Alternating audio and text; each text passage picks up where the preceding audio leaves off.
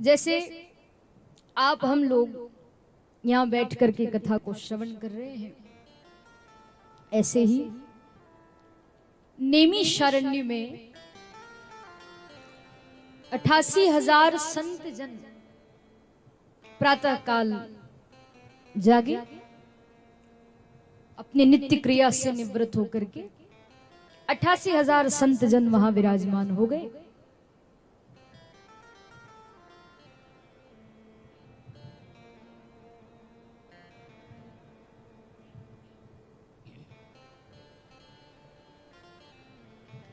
अट्ठासी हजार संत जन वहां पर विराजमान हुए और सत्संग कर रहे थे, चर्चा कर रहे थे आपस में। आपको बताऊं, ये जो 88,000 संत जन हैं, ये सभी गृहस्थ ऋषि हैं, सबने शादी ब्याह किया है। और ये जो 88,000 संत जन हैं, इनकी बड़ी लंबी उम्र है, बड़ी लंबी उम्र। एक संत तो ऐसे बैठे हैं जिन्होंने अपने जीवन में चारों युगों को देख रखा है, सतयुग, त्रेता युग, द्वापर युग, कलयुग, ऐसे 4 युग कई सारे बीत गए हैं उनके जीवन में। युगों को देखा उन्होंने। और एक संत ऐसे बैठे हैं जिनके जीवन में कई इंद्र बदल चुके हैं, कई ब्रह्मा बदल गए जीवन में।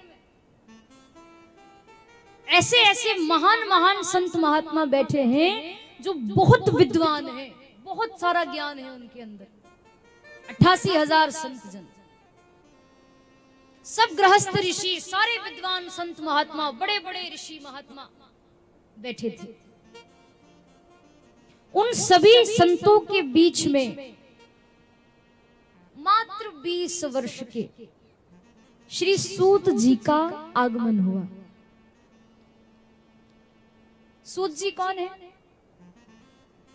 वेद व्यास जी, जिन्होंने भागवत ग्रंथ लिखा है, ये सूत जी उनके शिष्य हैं। वेद व्यास जी इनके गुरु हैं, परम लाडले शिष्य हैं ये वेद व्यास जी के। सूत जी वहां आए जिनकी उम्र मात्र 20 वर्ष की है। और जितने संत महात्मा बैठे उनको शौनकादि ऋषि कहते हैं। बड़ी बड़ी उम्र है जिनकी, वो सारे संत महात्मा बैठे, शौनकादि ऋषि, उनके बीच में सूत जी का आगमन हुआ।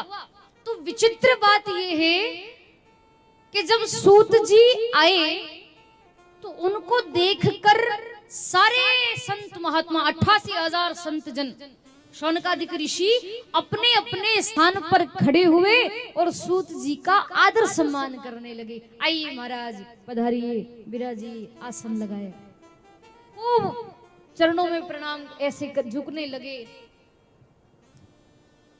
खूब स्वागत सत्कार करने लगे सूत जी का।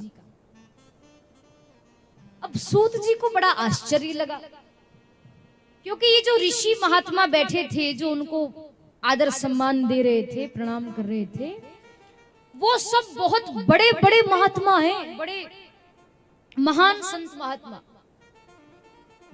जो इतने विद्वान हैं, जिन्होंने कई युग देख लिए, जिनके जीवन में इंद्र बदल गए, जिनके जीवन को इतने वर्ष हो गए, इतने युग बीत गए। इतने महान महान संत बैठे हैं जिनकी बड़ी लंबी लंबी उम्र है, जिनकी उम्र का आप हम अंदाजा नहीं लगा सकते कि वो कितने वर्ष के हैं। इतने महान महान संत बैठे, पर विचित्र बात यह है कि वो सभी संत महात्मा जो इतने विद्वान हैं, इतने महान हैं, वो मात्र 20 वर्ष के सूत जी के लिए खड़े हो गए।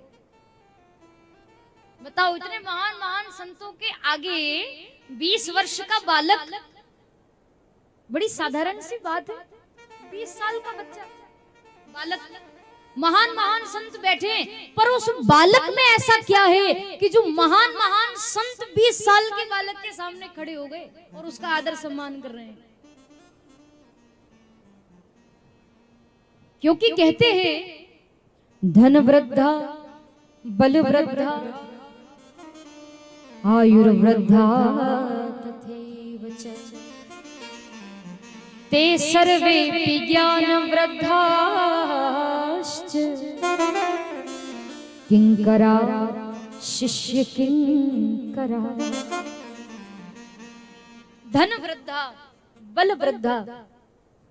देखो, कोई व्यक्ति आपसे बल में बड़ा होता है, आपसे ज्यादा शक्तिशाली हो तो वो आपसे बल में बड़ा है। कोई व्यक्ति आपसे आयु में बड़ा होता है, आपकी कम आयु है उसकी ज्यादा है तो वो आपसे बड़ा है उम्र में।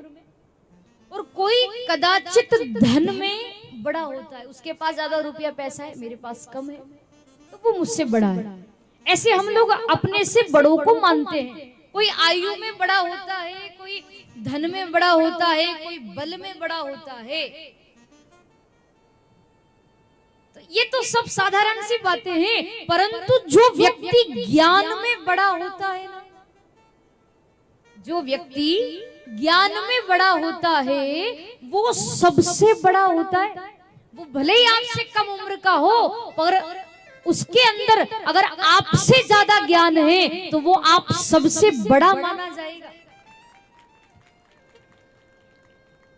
सूत जी ने बड़ा आश्चर्य हुआ उनको, तो पूछा शौनकादिक ऋषियों से कि आप तो इतने बड़े बड़े संत महात्मा, आपकी उम्र बड़ी लंबी लंबी है, बड़ी आयु के हैं आप मुझे क्यों प्रणाम कर रहे हैं? आप मेरे लिए खड़े मत होइए, आप मेरा इतना आदर सम्मान क्यों करते हैं?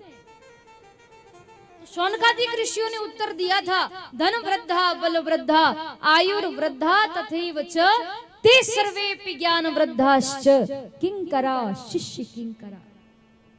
कोई बल में बड़ा होता है, कोई धन में बड़ा होता है, कोई आयु में बड़ा होता है, लेकिन जो ज्ञान में बड़े होते हैं वो सबसे बड़े होते हैं।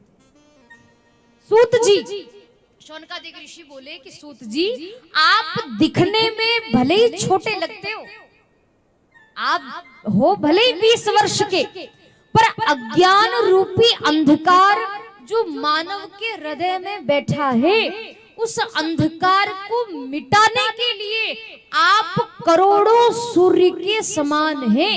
एक सूर्य नहीं, करोड़ों सूर्य।